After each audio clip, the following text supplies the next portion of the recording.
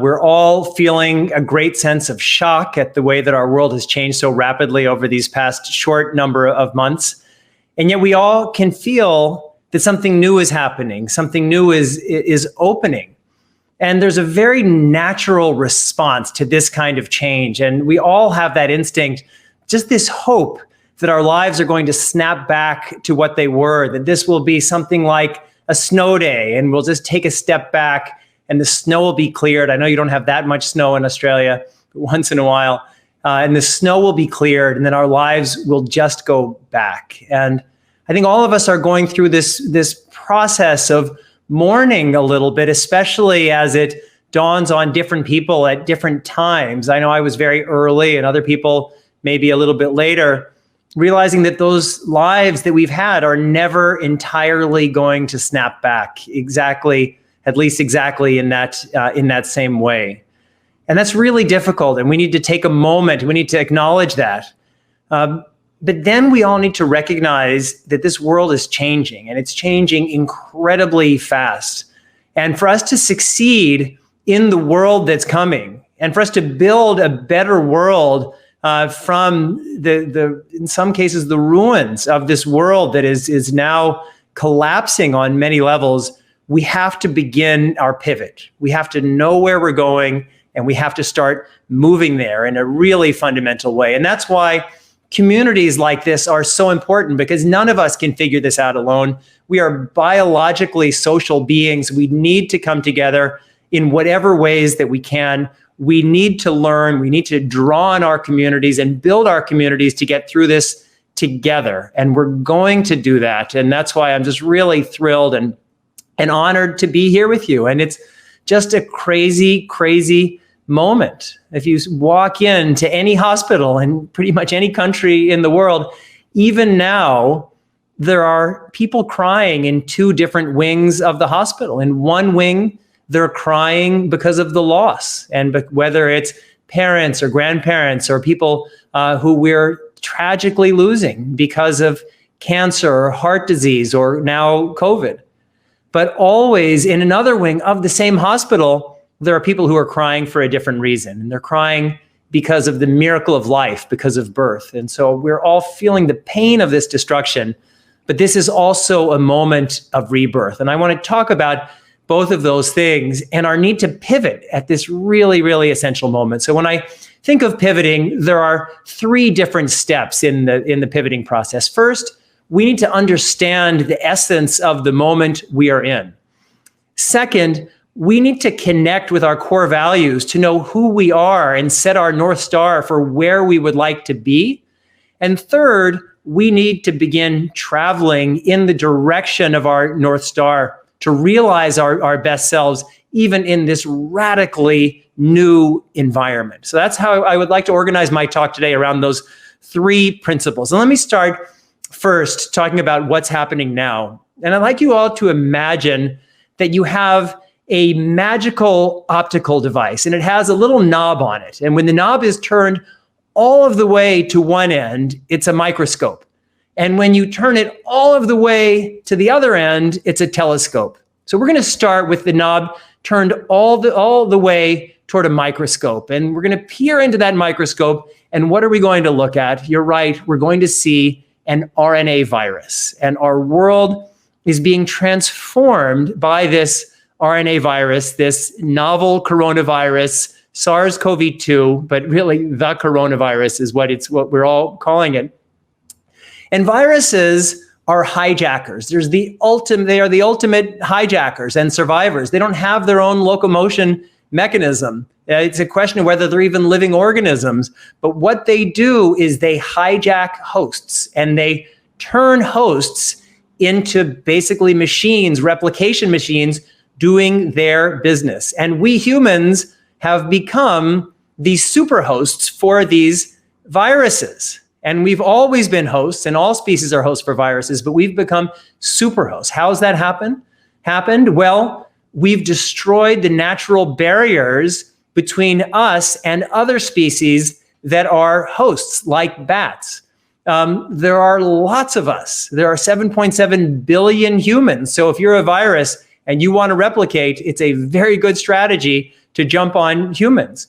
We're connected to each other. So because of globalization and all of our connections with each other, these viruses, and especially infectious viruses like this one, can spread very rapidly.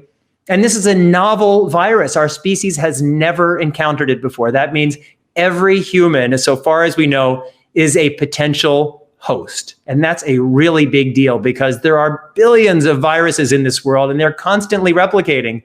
And not every virus is a threat to us. As a matter of fact, some viruses are part of our microbiome. Some viruses over time have become part of our DNA. A lot of our genome is made up of viral genomics, what used to be viral genomics. But this virus, this coronavirus, has found this sweet spot between it's contagious, it's asymptomatic for a long time, and it's not so deadly that it immediately kills the hosts. And that's why we're seeing this incredible outbreak. So now we're going to turn that knob a little bit. We're going to widen the aperture from the virus to the outbreak of the virus in Wuhan, probably in November of last year. There's a lot of debate about where this virus began. And certainly, this is a naturally, for as far as everything we know, a naturally occurring virus.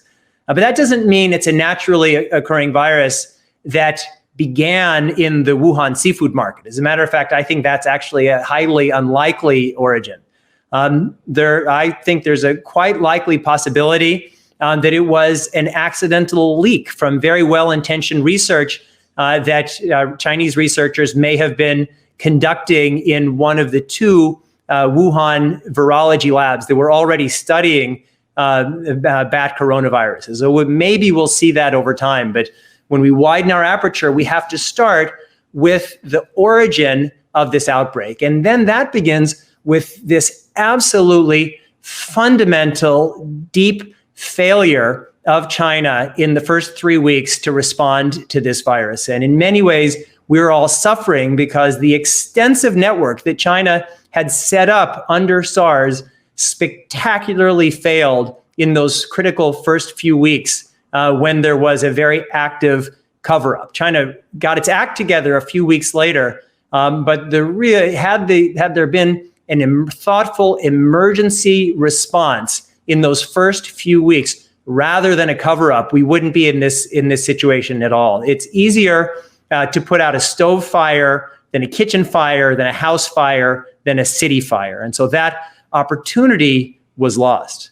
And then when the virus began to spread, different countries did a better and worse job of responding.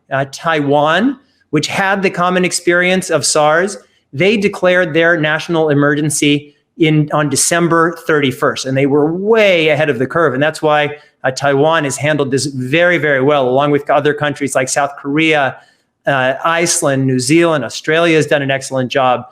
Germany, European countries, most European countries weren't as good, even as the European countries that I mentioned. And the United States did an absolutely terrible job. And I'm sitting here in New York at the epicenter of this. We have a really just devastation here. And that's because of the fundamental political failure that happened here in the United States. But this failure didn't begin just this year, even the end of last year. It began decades ago when we had leaders like Ronald Reagan who were claiming that the government isn't the solution, the government is the problem. We've had politicians campaigning against the government. We've had a breakdown of our civic culture and come to see politics as a form of entertainment, of reality television, rather as something that's deadly, deadly serious. We've had an assault on our media, on our mediators of what is and isn't true or credible, this whole quote unquote fake news debate. And all of those played into the fundamental failure on the part of the United States and particularly the administration to call this crisis early. And that was, we are still suffering. As I said, with these kinds of pathogenic outbreaks, early is everything. And we failed here in the United States and we failed in the response and we are suffering terribly as a result. But then on top of that, we have the president of the United States blaming others. And there certainly is a lot of blame to go around. I've been very public saying that I'm against people who say now is not the time to point fingers. We have to point fingers, but thoughtfully and carefully, because for all we know, there's an even more deadly pathogen that's already been released. So we really need to figure out what happened. It's like when a plane crashes, we don't say now is not the time to ask why. We say we better figure out what happened because there are other planes in the air. And so certainly, as I mentioned, China failed. Certainly, as I mentioned, the United States failed. But the president of the United States has been very vocal in his criticism of the World Health Organization. So let me just say a little bit, and as Toby mentioned, I'm an expert advisor to the World Health Organization on human genome editing. And I have a great faith in the WHO. It is an absolutely critically important organization. But the World Health Organization could have done better earlier in this crisis. It could have called this pandemic a little bit earlier. It could have been a little bit more critical of the news that was coming out of China.